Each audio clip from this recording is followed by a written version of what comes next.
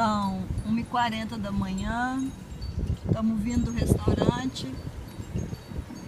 Olha a situação, já demos 3 voltas, que triste situação, 3 voltas e não acho um lugar para estacionar por causa disso. Quando tem uma vaguinha, tá cheio de gente, fica terrível as vagas. Aí esses carros aí não podem sair de lá. Não dá para sair. As montanhas de gelo, ó, as entradas das casas, situação crítica. Aqui as montanhas, não dá para estacionar.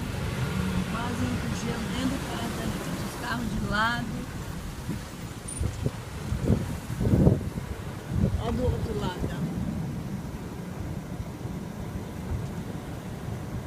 Vai vendo. Esse é o outro lado, ó. Quantas vagas toma no gelo? No caso das casas,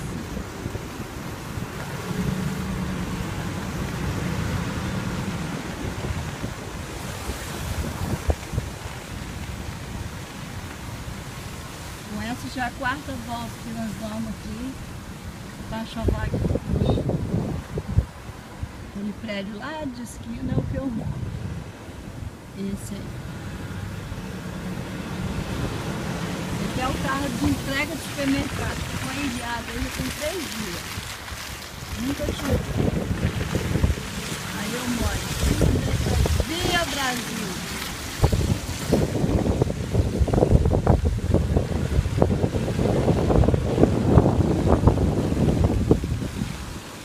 Vocês pensam que eu tô passando quanto de frio para fazer esse vídeo com a janela aberta?